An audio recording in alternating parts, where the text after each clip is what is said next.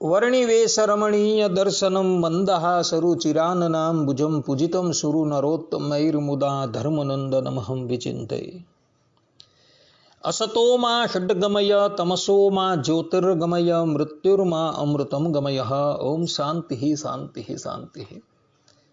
अस्मद्गुरु समारंभां नाथयामुन मध्यमां लक्ष्मी वल्लभ पर्यंतां वंदे गुरु परंपरा। આજની જ્ઞાન સભાની અંદર પધારનારા બધા જ ભગવદ ભક્તોને વેદાંતાચાર્ય પુરાણ ઇતિહાસાચાર્ય એમએ ફિલોસોફી શાસ્ત્રી રાકેશભાઈના હેતપૂર્વક જય સ્વામિનારાયણ ભક્તો। આજની આ જ્ઞાન સભાની અંદર આપણે બધા વેદનો પરિચય શ્રવણ કરશું। સનાતન ધર્મનો કોઈ મૂળભૂત ગ્રંથ હોય તો એ વેદ છે, અને આ વેદ જે છે એ કોઈ પુરુષ વિશેષે નિર્માણ કરેલો નથી। પરબ્રહ્મ પરમાત્માએ પણ વેદનું નિર્માણ કરેલું નથી। જે પ્રમાણે જીવ, માયા અને ઈશ્વર આ ત્રણ તત્વો અનાદિ છે, અને જીવ, માયા, ઈશ્વર, બ્રહ્મ અને પરબ્રહ્મ આ પાંચ ભેદ અનાદિ છે, તે જ પ્રમાણે વેદ પણ અનાદિ છે। વેદ જે છે એ અનંત જ્ઞાન રાશિ છે, અને એ વેદ પણ અનાદિ છે। એટલે સનાતન ધર્મનો કોઈ મૂળભૂત ગ્રંથ હોય તો એ શ્રીમદ ભગવદ્ ગીતા કે ભાગવત નહીં, પરંતુ એ વેદ છે। તો આજે આપણે બધા વેદની ઉપર થોડી વાત શ્રવણ કરશું। ભગવાન સ્વામિનારાયણ શિક્ષાપત્રીના 93 થી 95 શ્લોકની અંદર કહે છે કે વેદાશ વ્યાસ સૂત્રાણી શ્રીમદ ભાગવદાવિદમ પુરાણમ ભારતે તો શ્રી વિષ્ણોર નામ સહસ્ત્રકમ તથા શ્રી ભગવદ ગીતા નીતિશ્ચ વિદુરોદિતા શ્રી વાસુદેવ મહાત્મ સ્કાંડ વૈષ્ણવ ખંડગમ ધર્મશાસ્ત્રાંતર્ગતા ચ યાજ્ઞવલ્ક્ય ઋષે સ્મૃતિ એતાને ઇષ્ટમમિષ્ટાની સચ્છાસ્ત્રાણી ભવંતિ। અર્થાત કે 4 વેદ તથા વ્યાસ સૂત્ર તથા શ્રીમદ ભાગવત નામે પુરાણ તથા મહાભારતને વિશે તો શ્રી વિષ્ણુ સહસ્ત્ર નામ તથા શ્રી ભગવદ્ ગીતા તથા વિદુરજીએ કહેલી જે નીતિ તથા સ્કંદ પુરાણનો જે વિષ્ણુ ખંડ તેને વિશે રહેલું એવું જે શ્રી વાસુદેવ મહાત્મ્ય અને ધર્મશાસ્ત્રના મધ્યમાં રહી એવી જે યાજ્ઞવલ્ક્ય ઋષિની સ્મૃતિ એ જે 8 છચ્છાસ્ત્રથી અમને ઇષ્ટ છે। આ પ્રમાણે ભગવાન સ્વામિનારાયણે પોતાને પ્રિય એવા જે 8 છચ્છાસ્ત્ર ગણાવેલા છે એની અંદર પ્રથમ સ્થાન એવોએ વેદને આપેલું છે। કારણ કે સનાતન ધર્મનો કોઈ મૂળભૂત ગ્રંથ હોય તો એ આ વેદ છે, અને આ વેદ જે છે એ અપૌરુષેય છે, અર્થાત કે પરમાત્માએ પણ એની રચના નથી કરી અને નિરપેક્ષ પ્રમાણ છે। વેદ શબ્દ એ વિદ સત્તાયામ, વિદ જ્ઞાને, વિદ વિચારણે અને વિદ લૃલાભે આ 4 ધાતુઓથી નિષ્પન્ન થયેલો છે। જેનો અર્થ થાય છે કે જેની સદૈવ સત્તા હોય, જે અપૂર્વ જ્ઞાનપ્રદ હોય, જે ઐહિક કામુષ્મિક ઉભયવિધ વિચારોનો કોષ હોય, અને જે લૌકિક અને લોકોત્તર લાભપ્રદ હોય એવા ગ્રંથને વેદ કહે છે। આ પ્રમાણે વેદ શબ્દની વ્યાખ્યા વૈયાકરણીઓએ કરેલી છે। આમ જોવા જઈએ તો વેદ તો અનંત છે, કારણ કે પુરાણોની અંદર એ વચન છે અનંતા વૈ વેદાઃ, કે વેદ એ અનંત છે। પરંતુ જે કલ્પની અંદર બ્રહ્માજીની જેટલી ક્ષમતા હોય તે કલ્પમાં વેદની એટલી જ શાખાઓ પરબ્રહ્મ પરમાત્મા બ્રહ્માજીના હૃદયની અંદર પ્રતિફલિત કરે છે, અને પછી એ વેદ જે છે એ બ્રહ્માજીના મુખ થકી બહાર નીકળે છે। જુદા જુદા કલ્પની અંદર વેદોની જુદી જુદી શાખા હોય છે। અર્થાત કે મુક્તિક ઉપનિષદની અંદર વેદની 1180 શાખાનું વર્ણન છે. સ્કંદ પુરાણની અંદર વેદની 1137 શાખાનું વર્ણન છે. અને પાણીની અષ્ટાધ્યાયની ઉપર મહર્ષિ પતંજલિએ જે મહાભાષ્યની રચના કરેલી છે તેમાં વેદની 1131 શાખાઓનું વર્ણન જોવા મળે છે. કહેવાનું તાત્પર્ય એ કે કોઈ કલ્પની અંદર વેદની 1180 શાખા, કોઈ કલ્પની અંદર વેદની 1137 શાખા અને કોઈ કલ્પની અંદર વેદની 1131 શાખા હોય છે. કારણ કે વેદ જે છે એ અનંત છે. અનંતાવય વેદઃ. એટલે જુદા જુદા કલ્પની અંદર જુદી જુદી વેદની શાખાઓનું વર્ણન જોવામાં આવે છે. વેદ એક વૃક્ષ છે અને એ વૃક્ષની હજારો શાખા છે. એટલે જે કલ્પની અંદર બ્રહ્માજીની જેટલી ક્ષમતા હોય એની ક્ષમતા પ્રમાણે પરમાત્મા એને વેદનો ઉપદેશ આપે છે અને પછી એ બ્રહ્માજી દ્વારા એ વેદ જન સામાન્યને પ્રાપ્ત થાય છે.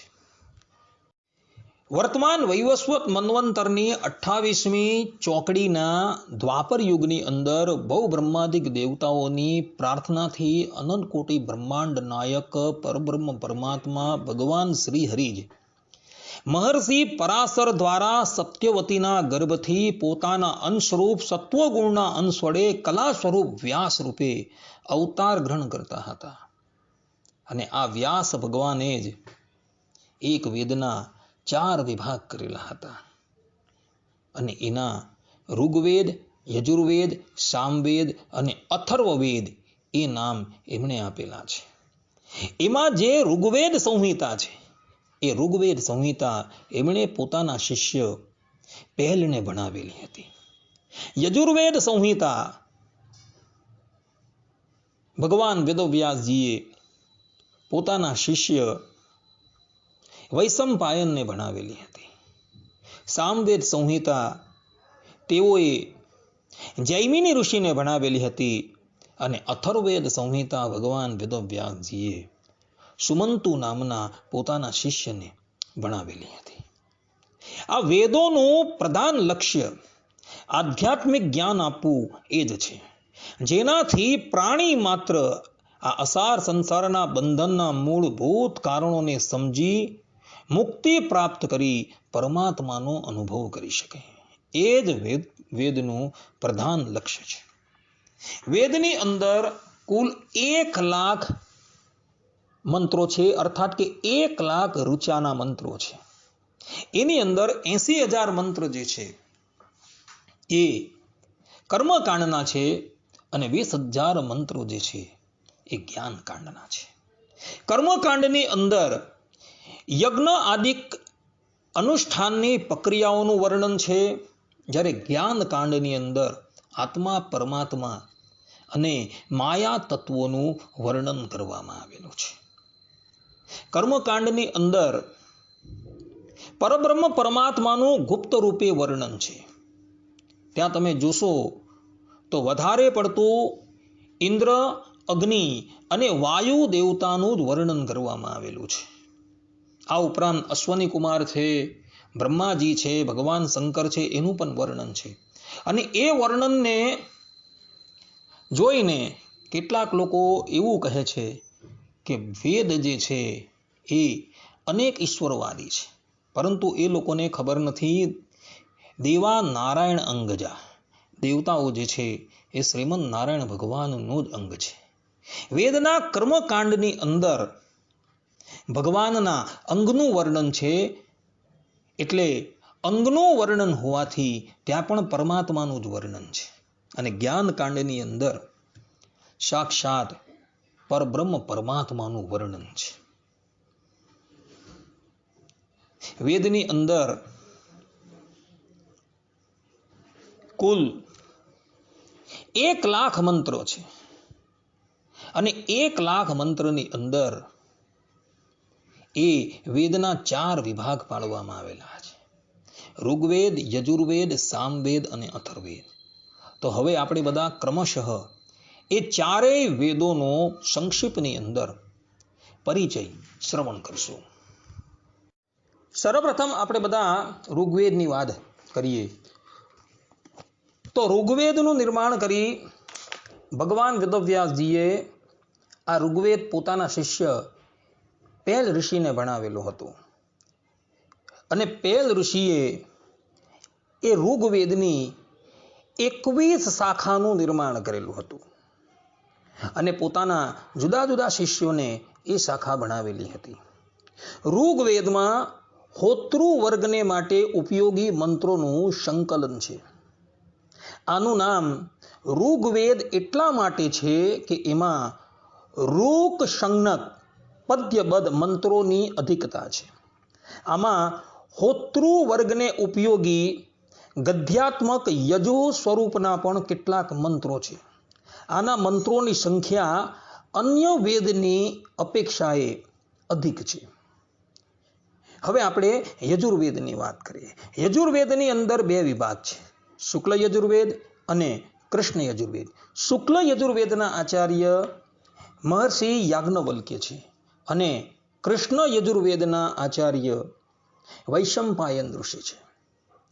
ભગવાન વેદવ્યાસજીએ યજુર્વેદનું નિર્માણ કરી એ વેદ એઓએ વૈશંપાયન ઋષિને ભણાવેલો હતો અને વૈશંપાયન ઋષિએ એ યજુર્વેદની 81 શાખાનું નિર્માણ કરી પોતાના શિષ્યને ભણાવેલી હતી. પેલી બાજુ વૈશંપાયન ઋષિ સાથે વિવાદ થઈ ગયો હોવાથી મહર્ષિ યાજ્ઞવલ્ક્ય એમનું શિષ્યપણું ત્યાગ કરી સૂર્યદેવની ઉપાસના કરી સૂર્યદેવ પાસેથી યજુર્વેદના મંત્ર પ્રાપ્ત કરે છે. યજુર્વેદની કુલ 101 શાખા છે, એમાંથી 81 શાખા જે છે એ કૃષ્ણ યજુર્વેદની છે અને 20 શાખા જે છે એ શુક્લ યજુર્વેદની છે.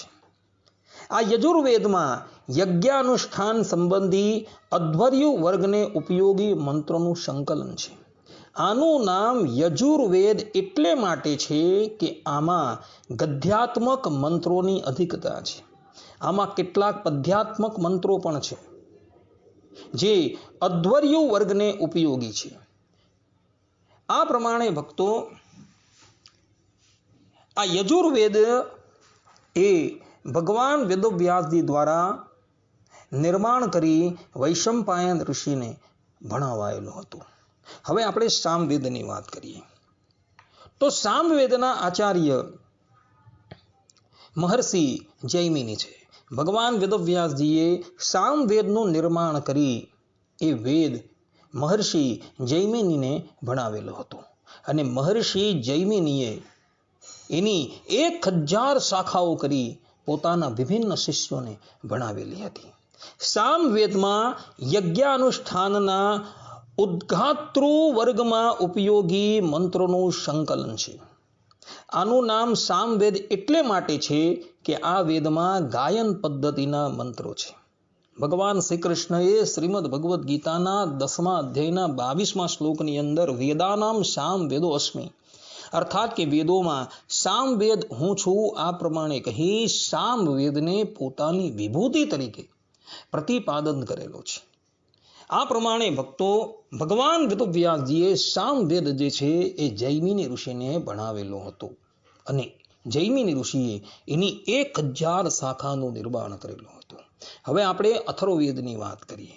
અથર્વવેદનું નિર્માણ કરી ભગવાન વેદવ્યાસજીએ આ અથર્વવેદ સુમંતુ નામના પોતાના શિષ્યને ભણાવેલો હતો અને સુમંતુ ઋષિએ આ અથર્વવેદની 9 શાખાનું નિર્માણ કરી પોતાના 9 શિષ્યોને ભણાવેલી હતી. અથર્વવેદમાં યજ્ઞાનુષ્ઠાનના બ્રહ્મવર્ગને ઉપયોગી મંત્રોનું સંકલન છે. આ બ્રહ્મવર્ગનું કાર્ય છે યજ્ઞનું ધ્યાન આપવું, સમય સમય પર નિયમાનુસાર નિર્દેશ આપવો, યજ્ઞમાં ઋત્વિજો અને યજમાન દ્વારા કોઈ ભૂલ થઈ જાય કે કંઈ ત્રુટિ રહી જાય તો તેનો સુધારો કરવો અથવા તેનું પ્રાયશ્ચિત કરવું, અથર્વનો અર્થ છે ત્રુટિઓને હટાવી યથાર્થ કરવી અથવા રોતિ રહિત બનાવવું. અતઃ આમાં યજ્ઞ સંબંધી અને વ્યક્તિ સંબંધી સુધાર અથવા ત્રુટિને પૂર્ણ કરવાના મંત્રો પણ છે. આ વેદમાં પદ્યાત્મક મંત્રોની સાથે કેટલાક ગદ્યાત્મક મંત્રો પણ ઉપલબ્ધ છે. આ વેદનું નામકરણ અન્ય વેદોની જેમ શબ્દ શૈલીના આધાર પર નથી, પરંતુ આમાં પ્રતિપાદ્ય વિષય અનુસાર છે. આ પ્રમાણે ભક્તો 4 વેદનો પરિચય જે છે એ સંક્ષિપ્તમાં આ પ્રમાણે કરવામાં આવેલો છે. ભગવાન વેદવ્યાસજીએ એક જ વેદના 4 વિભાગ કરી પોતાના 4 શિષ્યોને એનું જ્ઞાન આપેલું હતું, અને એ શિષ્યોએ એ વેદમાંથી બીજી અનેકો શાખા જે છે એ નિર્માણ કરેલી હતી, અને વેદની કુલ 1131 શાખા થઈ ગઈ હતી. સંપૂર્ણ વેદને સુરક્ષિત રાખવાને અર્થે બધા જ મહર્ષિઓએ એક વેદના 1131 વિભાગ પાડેલા હતા. અર્થાત કે 1131 શાખાની અંદર આ સંપૂર્ણ વેદને વિભાજિત કરેલો હતો, જેને લઈને આ વેદ જે છે એ સંપૂર્ણ સચવાઈ રહે. અત્યારે ભૂતલની ઉપર ભારત વર્ષની અંદર પરિપૂર્ણ રૂપે કોઈ શાખા નથી. એક વેદની અંદર, અર્થાત કે એક વેદની શાખાની અંદર 4 વિષય આવે છે. સર્વપ્રથમ સંહિતા આવે છે, બ્રાહ્મણ આવે છે, આરણ્યક આવે છે અને ઉપનિષદ આવે છે. આ 4 વસ્તુ જેની અંદર હોય તે જ પરિપૂર્ણ શાખા કહેવાય. પરંતુ અત્યારે ભારત વર્ષની અંદર કોઈ પણ શાખાની અંદર આ 4 બાબત જોવા નથી મળતી.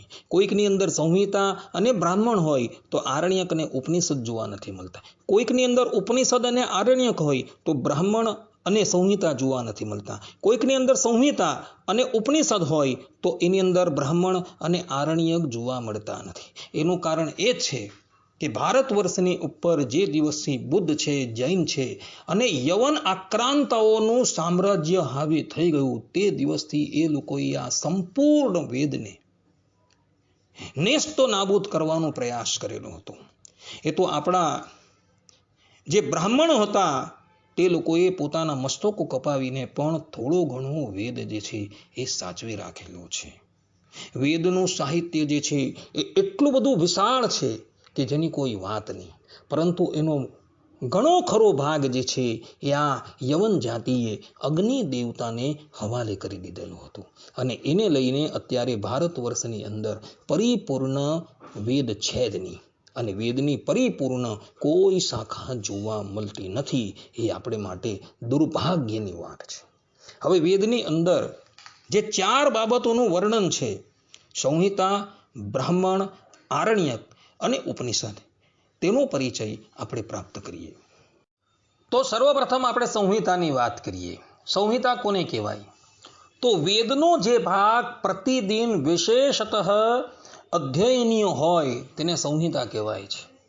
આ શબ્દ રાશિનો ઉપયોગ સ્ત્રોત અને સ્માર્ત બંને પ્રકારના યજ્ઞ અનુષ્ઠાનોમાં થાય છે, અને પ્રત્યેક વેદની જેટલી શાખા છે એની દરેકની સંહિતા હોય છે. એટલે વેદની 1131 શાખા છે, તો એ 1131 શાખાની સંહિતા હોય છે. એનું બ્રાહ્મણ હોય છે, એનો આરણ્યક હોય છે અને એનું ઉપનિષદ હોય છે. આ પ્રમાણે જ્યારે એક શાખાની અંદર આ 4 વસ્તુ હોય ત્યારે એ શાખા જે છે એ પરિપૂર્ણ થાય છે. આ પ્રમાણે સંહિતાની વ્યાખ્યા જે છે એ મનીષી લોકોએ આપેલી છે. હવે આપણે બ્રાહ્મણની વાત કરીએ. બ્રાહ્મણ કોને કહેવાય? તો બ્રાહ્મણ વેદનો એ ભાગ જેમાં વિશેષ રીતે યજ્ઞાનુષ્ઠાનની પદ્ધતિ સાથે સાથે તદુપયોગી પ્રવૃત્તિનું ઉદ્બોધન કરાયું હોય, તેને દ્રઢ કરવું તથા તેના દ્વારા ફલ પ્રાપ્તિ આદિના નિરૂપણની વિધિ અને અર્થવાદ દ્વારા કરવામાં આવે તે બ્રાહ્મણ કહેવામાં આવે છે. કહેવાનું તાત્પર્ય એ છે કે બ્રાહ્મણ જે છે એ ગદ્યાત્મક છે અને સંહિતા જે છે એ પદ્યાત્મક છે.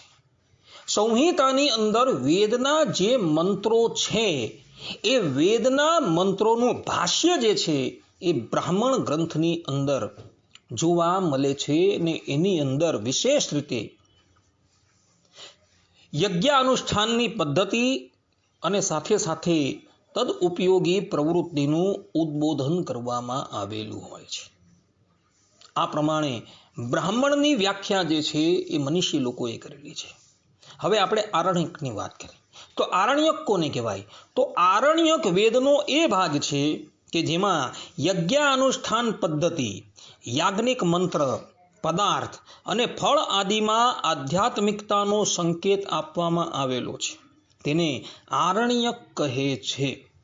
કહેવાનું તાત્પર્ય એ છે કે વેદના આ ભાગમાં માનવને આધ્યાત્મિક બોધ તરફ ઝુકાવી સાંસારિક બંધનોથી ઉપર ઉઠાવે છે.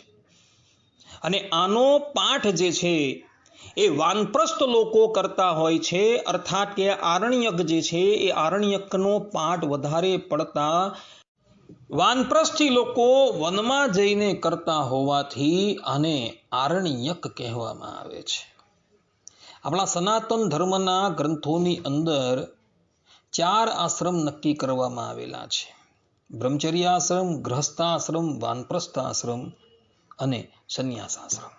જ્યારે ગ્રહસ્થ પોતાની બધી જ ફરજ નિભાવી ચૂકેલો હોય અને સંસારથી એ વિરક્ત થઈ જાય ત્યારે ગ્રહસ્થ ઘરનો ત્યાગ કરી વનની અંદર પ્રવેશ કરતો હોય છે. વનની અંદર વાનપ્રસ્થના ધર્મનું આચરણ કરતા થકા એ જે ગ્રંથનો પાઠ કરતો હોય છે એને આરણ્યક કહેવામાં આવે છે. આ પ્રમાણે આરણ્યકની વ્યાખ્યા મનીષી પુરુષોએ કરેલી છે. હવે આપણે ઉપનિષદની વાત કરીએ. ઉપનિષદ કોને કહેવાય? તો ઉપનિષદ એ વેદનો એ ભાગ છે કે જેમાં વિશુદ્ધ રીતિથી આધ્યાત્મિક ચિંતનને જ પ્રધાનતા આપવામાં આવેલી છે અને ફલ સંબંધી ફલાનુબંધી કર્મોના ઢળાનું રાગને શિથિલ કરવાનું બતાવેલું છે. એટલે તે ઉપનિષદ કહેવાય છે. ઉપનિષદ શબ્દની નિષ્પત્તિ ઉપની ઉપસર્ગપૂર્વક સદ ધાતુથી થયેલી છે. આ ધાતુનો અર્થ વિનાશ, ગતિ અને શિથિલતા છે.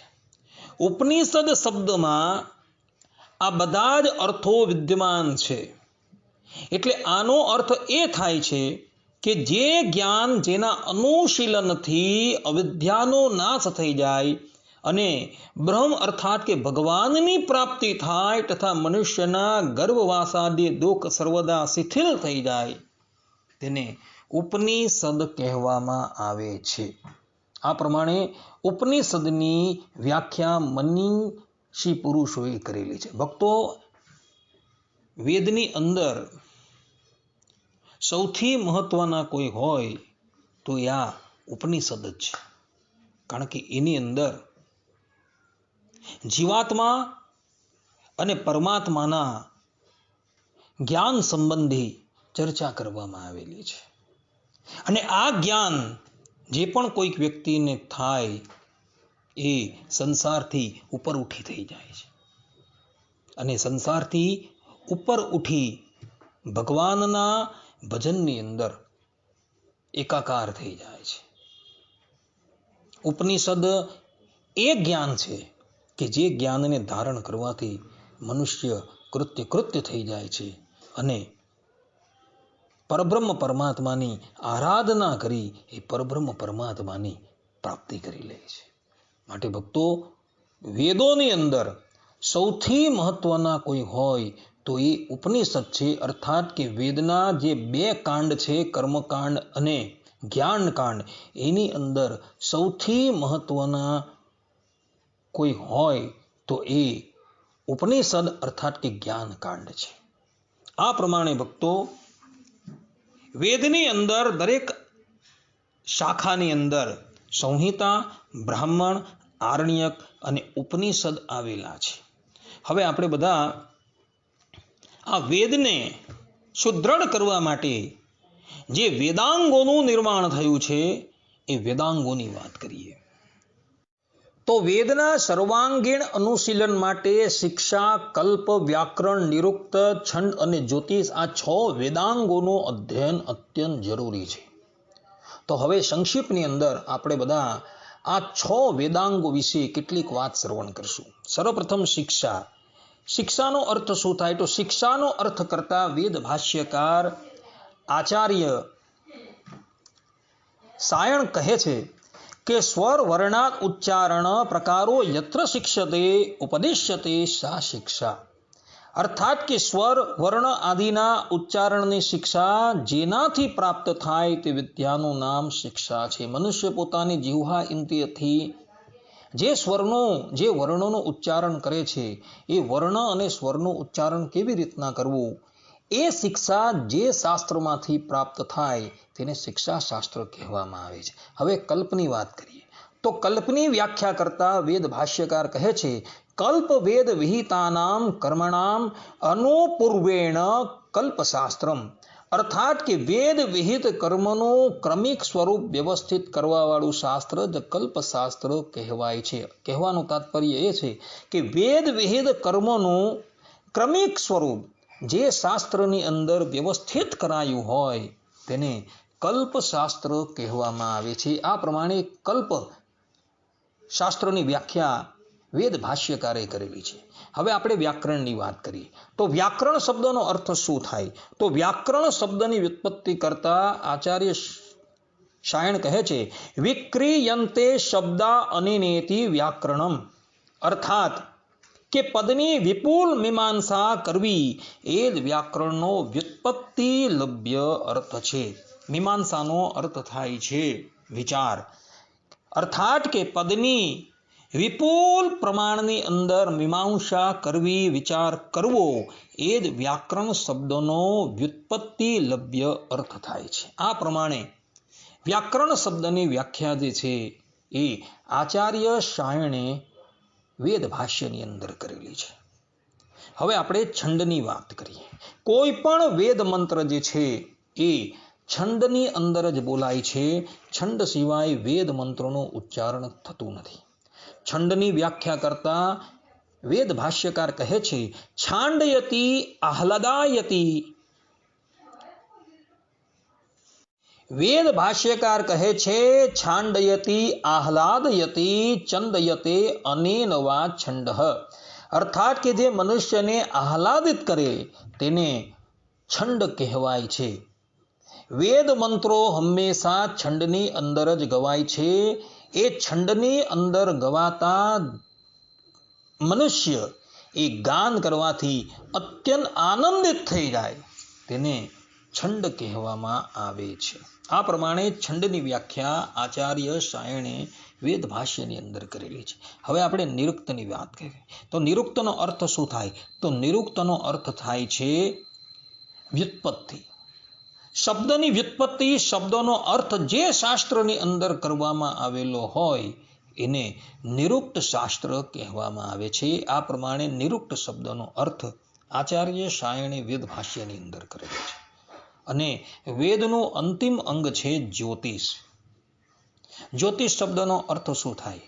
તો વૈદિક કર્મ કરવાને અર્થે કયો કાળ ઉચિત છે, કયો કાળ અનુચિત છે એનો નિર્ણય જેની અંદર કરવામાં આવેલો હોય તેને જ્યોતિષ શાસ્ત્ર કહેવામાં આવે છે. આ પ્રમાણે જ્યોતિષ શાસ્ત્રની વ્યાખ્યા આચાર્ય સાયણે વેદ ભાષ્યની અંદર કરેલી છે. આ પ્રમાણે ભક્તો વેદ જે છે એ વેદના 6 અંગો છે. આ 6 અંગોનું અધ્યયન કર્યા વગર ક્યારેય પણ વેદ ભણી શકાય એમ નથી. માટે વેદ ભણનારાએ આ 6 અંગો જે છે એ જાણવા અત્યંત જરૂરી છે. કારણ કે આને જાણ્યા વગર જો એ વેદ ભણવા જાય તો એ વેદ જે છે એ વેદની અંદર એને સહેજ પણ સમજણ પડે નહીં.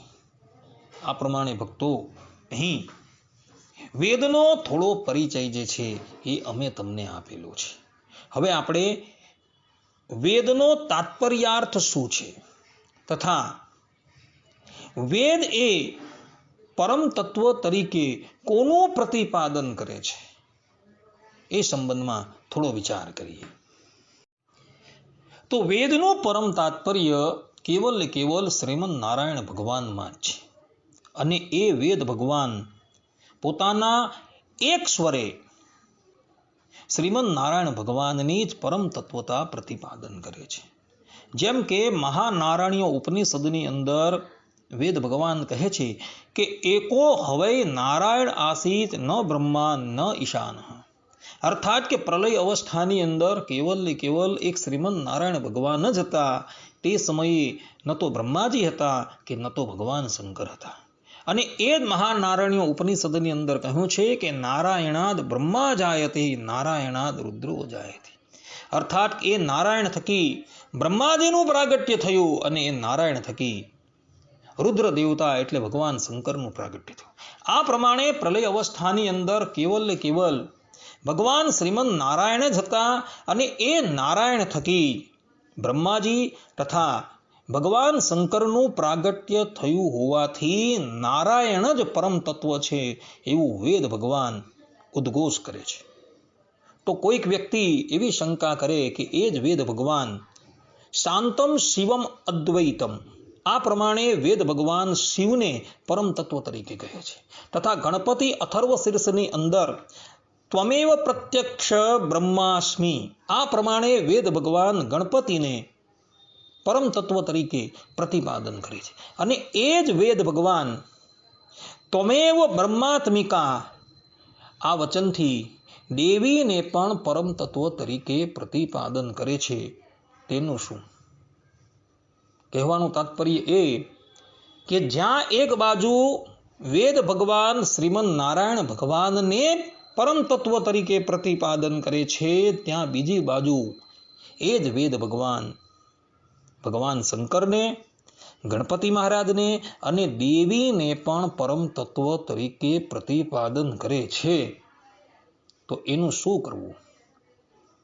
તો સ્મૃતિની અંદર કહ્યું છે કે દ્વૈધે બહુનામ વચનમ, અને પૂર્વ મીમાંસાની અંદર પણ કહ્યું છે કે ભૂયશામ સ્યાદ બલીયત્વમ, અર્થાત કે ઘણા વચનોનું બળવાનપણું થાય છે. વેદની અંદર તમે જોજો કે બહુધા બહુ સ્થળે શ્રીમદ નારાયણ ભગવાનને જ પરમ તત્વ તરીકે પ્રતિપાદન કરવામાં આવેલા છે, પરંતુ અમુક સ્થાન પર ભગવાન શંકરને, ગણપતિને અને દેવીને પણ પરમ તત્વ તરીકે પ્રતિપાદન કરવામાં આવેલા છે.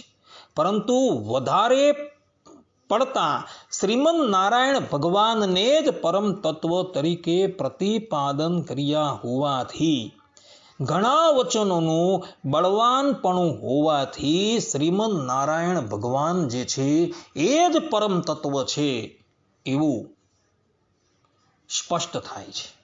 કહેવાનું તાત્પર્ય એ કે વેદની અંદર અમુક સ્થળ પર શિવ છે, ગણેશ છે કે દુર્ગા છે એને પરમ તત્વ તરીકે પ્રતિપાદન કરાયા હોય, પરંતુ બહુધા જગ્યાએ શ્રીમદ નારાયણ ભગવાનને જ પરમ તત્વ તરીકે પ્રતિપાદન કરાયા હોય અને ઘણા વચનોનું બળવાનપણું હોવાથી શ્રીમદ નારાયણ ભગવાન જ પરમ તત્વ તરીકે સ્વીકારવામાં આવેલા છે. આ ઉપરાંત ઇતિહાસ પુરાણાભ્યામ વેદ ઉપબ્રહ્મયેત, અર્થાત કે ઇતિહાસ અને પુરાણ દ્વારા વેદનો અર્થ જાણવો જોઈએ એવું ભગવાન વેદવ્યાસજી કહે છે.